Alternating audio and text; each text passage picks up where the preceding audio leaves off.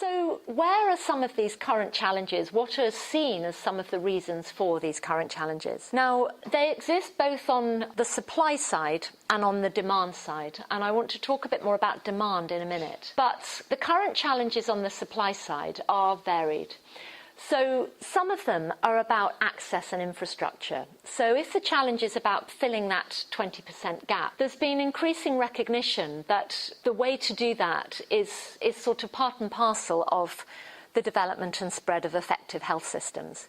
If you're essentially trying to deliver vaccines through primary healthcare systems, some of the problems in delivery are, in some areas, simply to do with the fact that you don't have health posts.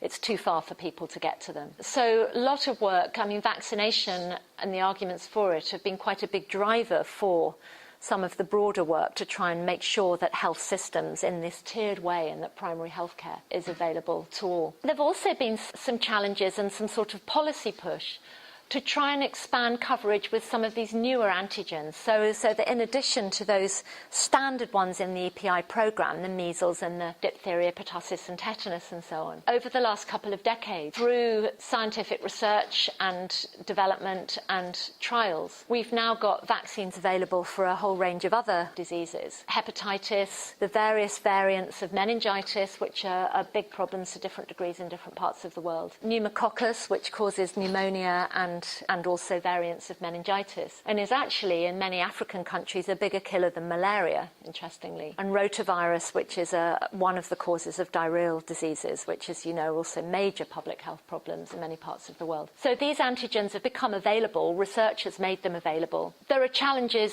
first of all, in terms of price, in terms of enabling governments, who are often responsible for these healthcare programs, to afford them, and also in actually developing variants that suit particular regions and populations. So, for instance, pneumococcus actually became available as a very effective vaccine in the US a couple of decades ago and is in the United States part of routine childhood immunisation programme. But it was only in about 2005 that a variant that suited West Africa, where it's a much bigger killer of children, became available. And that's because populations are different, bodies are different, epidemiology is different, and the variants of pneumococcus were not the same as those in the US. So there are a whole series of trials in Gambia, actually, which eventually produced a pneumococcal vaccine that did work in African settings. But then there was a huge fight because it had been developed by GlaxoSmithKline as a northern pharmaceutical company, and they weren't prepared to make it available free to the places where it was needed. After quite a lot of negotiation and input from Gavi, it eventually was rolled out, but it was an enormous fight. So it brings out both some of the scientific challenges, but the ways they link up with pricing and affordability. There are also some quite interesting challenges that have emerged as diseases become almost eradicated. And this has happened with polio. Now, as we've seen, polio has lessened a great deal and actually only exists in certain places. Yet the vaccine that is used for polio is a live vaccine, which means that in effect it's introducing polio into the body. Now, that polio virus gets excreted by a baby that's been vaccinated. There have also been cases where, for reasons of lack of care or lack of knowledge, actually people have caught polio from the vaccination. So you can actually get vaccine-induced disease and little mini epidemics that have popped up. So there's a lot of research. I mean, the field of vaccine research, vaccinology as it's often called, is enormous. I mean, it's happening in the public sector, it's happening in the private sector. And there are many, many journals and many departments. I mean, developing a vaccine for a disease is a kind of holy grail, because if you can prevent it, you've kind of dealt with it, as it were. It's a big scientific enterprise, which has had some important recent successes. I mean, one of the relatively recent ones, I suppose, has been the human papillomavirus vaccine against one of the causes of cervical cancer, which is now given routinely in many parts of the world, I think not everywhere yet, to young girls at puberty. But there are some key diseases, and some of the really biggest problems, malaria and HIV, that have gone on being incredibly challenging because of the nature of the microbe and the interaction between the microbe and bodies. Both malaria parasites and the HIV virus are incredibly difficult to produce a vaccine for because they mutate, they move, they're constantly evolving and adapting. So the minute you've got a vaccine that you think works, the virus itself mutates and it's no longer effective. Malaria is quite interesting. I mean, the latest trials have found a vaccine that seems to be effective at about a 60% level in children, which is actually the highest trial success that there's been so far, but it's still not there. And then there's also quite a lot of research which the Gates Foundation have been particularly behind in some of their grand challenges about delivery technologies, particularly to meet some of the areas which are a bit more challenging. Now, if vaccines require injection and needles, you need people who are trained to give them. You also need to have sterile needles and a supply chain that makes sure that those are there, avoiding some of the horror stories of reuse of needles and non-sterile needles, which certainly happened in the early days. I mean, I remember when I was doing PhD fieldwork in Sierra Leone in the mid-80s, I used to walk around remote forest villages in Sierra Leone and Liberia with our local paramedic because it was a way to get to some of the more remote places, and being absolutely horrified that he would have a queue of mothers with their children and he would inject and inject and inject, and it was the same needle and over again. And my kind of gut instinct was, this is all a very bad plan, but I was just a student in those days, very little I could say. But this was a very, very resource-poor setting, and maintaining sterile needle technologies was difficult, and it's now become much easier, but it's another aspect of supply chain. You've got to have the sterile needles in their packs. And equally, keeping the cold chain and vaccines that need refrigeration also creates demands in resource-poor settings, that you've got to have fridges, you've got to have electricity to run them. And even despite advances in portable solar fridges that can be carried on motorbikes into remote rural areas, the challenge to develop vaccines that don't need refrigerating has obviously been a big one, which could make a real difference. These are also sort of research frontiers which are moving on. Okay, funding has been the really big challenge. There's a lot of interest in vaccine development, but actually it's proved very difficult to fund, partly because, as compared with curative drugs, which once somebody takes, they take over and over again, there's not very much profit in vaccines. They're given to everybody, but they're given once, or they're given in a kind of 1, 2, 3, and then that's that. So it's not like a person who gets heart disease and then has to be on heart disease medicines for years and years and years and years and years and spend lots of money on them. So vaccines are kind of unprofitable. And then there's also this problem that in many of the areas where they're needed, governments, and they're, as it were, a public health measure, governments have not been able to afford the newer antigens. So it hasn't been very profitable for pharmaceutical companies, for the private sector, to go into vaccine development. And so we had a period where actually all the innovation interest was biased very much more towards developing curative drugs, and particularly curative drugs for the diseases that afflicted the richest 10% of the world's population. But a lot of this began to change. The kind of move towards the Global Alliance on Vaccines and Immunisation and a whole range of other philanthropically funded and public-private partnership initiatives, which really began to emerge from around 2000, have been extremely important. So we've had IAVI, which is the International AIDS Vaccine Initiative. We've had the Global Fund to fight AIDS, TB and malaria, which has put a lot of effort into vaccine development, and the Gates Foundation, which has contributed to these and to its own Grand Challenge programmes, have helped to provide the funding, the upfront funding, to do things like providing advance market commitments, so to guarantee to buy up bulk supplies of vaccines and give them to the countries that need them. So, as it were, giving the advance payment and therefore the incentive to private companies to develop them.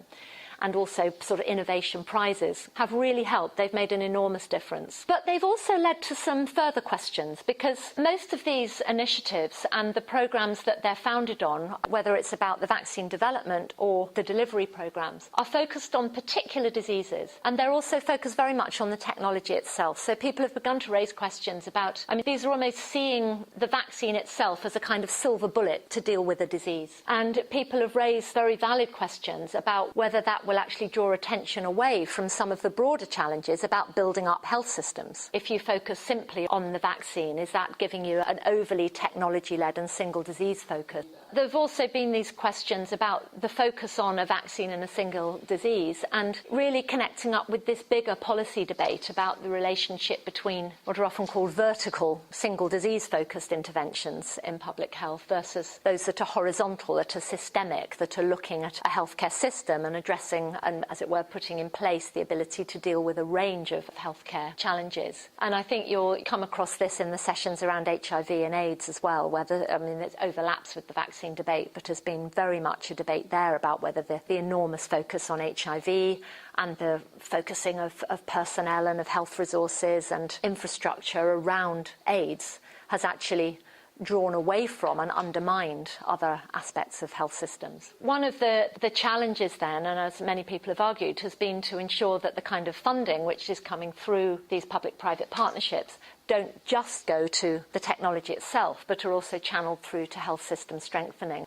So moving on then to some of these questions. Okay, so there are some challenges around supply, getting vaccines out there. But as some of those come to be addressed, questions about demand actually become more significant. So I think we need to ask, and what I want now to do in the rest of this lecture, is to think about why it is that people sometimes fail to take up this apparently wonderful, universal, life-saving, disease-preventing technology, even when it's available, even when it's accessible, even when it's affordable. And this has become really the big current policy issue. Sort of, if you think about that graph again and filling that remaining 20% gap, some of it's about getting vaccines out to remote areas and making sure that vaccines are there in the clinics and that people have access to those clinics. But quite a lot of it's also about making sure that people are actually taking it up. So there's more policy attention in this area, and it's also one that then has to interlock with this long and really quite complicated history of people's anxieties about vaccination, their resistance to it, and indeed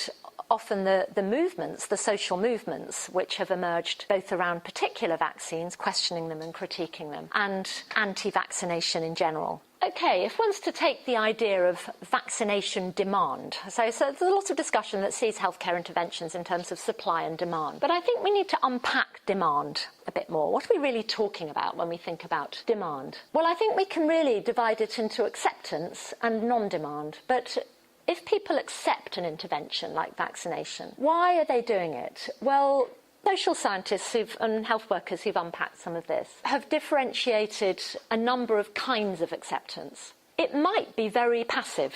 It might be simply that people are complying with an expectation or being indeed pressurised by health workers or by the state, or in some of those earlier campaigns by militarised agents, to accept this intervention. And whether that's acceptance or coercion, I think there's a very fine line. I think there have been some circumstances around vaccination where people have sometimes feared to refuse and been subject to abuse and to shaming and worse by health workers or campaigners if they've said no. So that's one kind of acceptance or coercion. But then there are these more accepting kinds of acceptance, and in the literature a distinction's been made between social demand and active demand. Now, social demand one can really see as based on a kind of rather general perception that somehow vaccination's a good thing to do. Go back to some of those posters about the relationship, the sort of equation between being a responsible parent and taking your child from vaccination. It's a social expectation, it's a norm.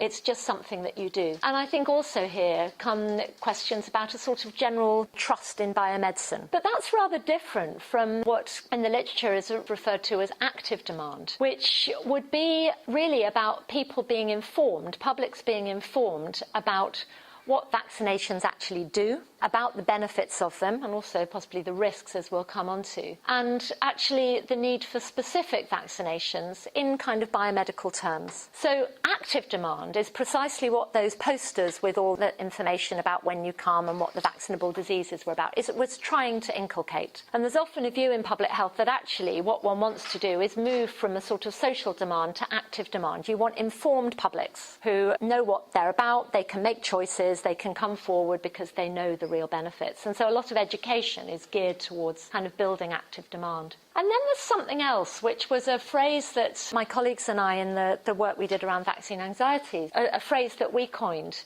because we saw something that was neither social demand nor active demand. It was people very much wanting vaccinations, in this case for their children, for very specific reasons, which they could talk about, but they didn't fit with a kind of biomedical idea. They didn't fit with biomedical theories about how vaccines worked, and they didn't relate specific vaccines to specific diseases in the ways that this active demand discourse would assume. Rather, people had their own kind of culturally grounded, quite specific reasons for accepting particular vaccines. And so it was a slightly different category that was kind of between this, and also came from a more sort of anthropological appreciation of how people understand diseases in their own terms, in particular cultural settings. So then what about non-demand? Now, there's a term that we came across a great deal in the Gambia amongst public health workers, and I've heard a lot in developing countries, not so much in the UK, I have to say. This idea of default. So if vaccination is something that everybody should do, if you don't do it, you're by definition a defaulter.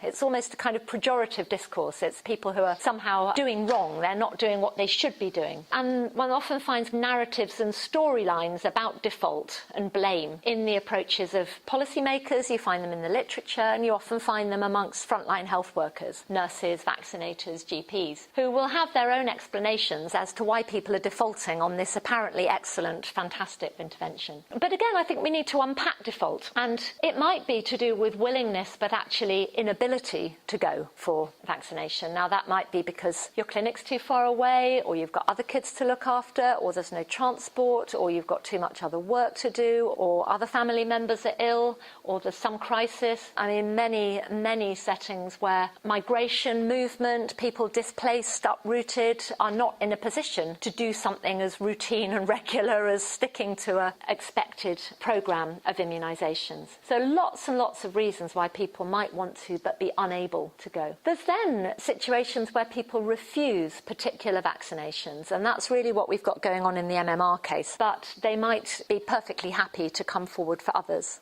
So they might have particular worries about MMR or HPV. But that's rather different from then a sort of third category, which in the literature is often thought about as resistant of anti-vaccinationism, which would question the need for vaccination at all. There are maybe many grounds, again, for doing that. It might be because vaccination links with theories of health that you don't agree with. There are populations actually in this country, and very many in Brighton, who don't go for biomedicine and actually prefer to turn to complementary and alternative therapies for a great many health problems. We found in doing the survey that we did for the vaccine anxiety study amongst parents in Brighton, about 10% of the sort of 2,000 plus parents that we interviewed had actually refused vaccinations altogether and took their children instead for homeopathic consultations. And there's a kind of rather strange homeopathic vaccine which people advertise. But there are health philosophies that are incompatible with vaccination, which can be bases for resistance. But other bases for resistance might lie in fundamental lack of trust in what people believe vaccination is doing, or a view that this might relate to anxieties about the nature of vaccines as a programme, or to lack of trust in the agencies that are delivering it, including in the state. What's quite important to recognise is that how demand and non-demand or default and the reasons for it are understood are pretty critical, because depending on how you understand those things, you would adopt very different policy strategies for either attempting to increase uptake or perhaps for saying actually increasing that uptake is not a good idea.